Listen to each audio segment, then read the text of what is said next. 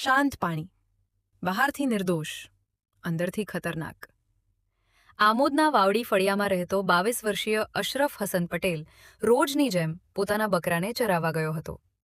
બપોરે તરસ્યા પ્રાણીઓને પાણી પીવડાવવા તે તળાવના કાંઠે ઊભો રહ્યો.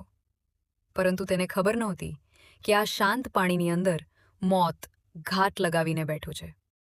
જ્યારે તે એક નાના બચ્ચાને પોતાના હાથથી પાણી પીવડાવવા માટે ઝૂક્યો, એ જ ક્ષણે પાણી ચીરીને એક વિશાળ મગર વીજળીની ઝડપે બહાર આવ્યો અને તેના જમણા હાથને પોતાના જડબામાં જકડી લીધો.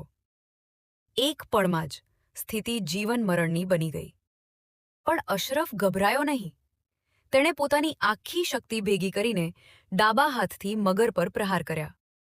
એક પછી એક ઘા, અને આખરે મગરની પકડ ઢીલી પડી. આ જ તકનો લાભ લઈને તેણે લોહી લુહાણ હાથ છોડાવ્યો અને કોઈ રીતે કિનારે પહોંચી ગયો.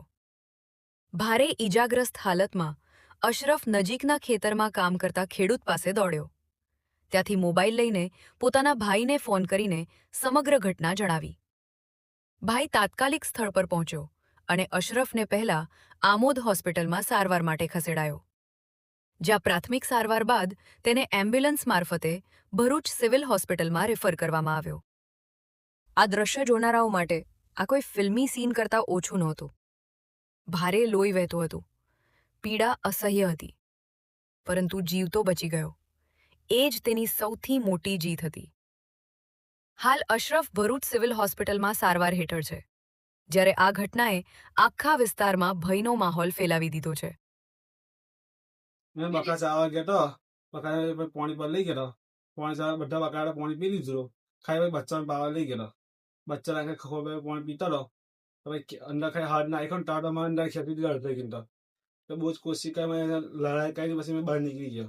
પછી મારા ભાઈને પછી ખેતર મારીને બોલાવ્યો. પછી મારા ભાઈને બોલાવીને ફોન કરીને બોલાવ્યો. પછી દવાખાને લઈ ગયા. કે તમારે ભરૂચ લઈ ગયા. એમ્બ્યુલન્સ બોલાવીને પછી મેં ભરૂચ લઈ ગયા.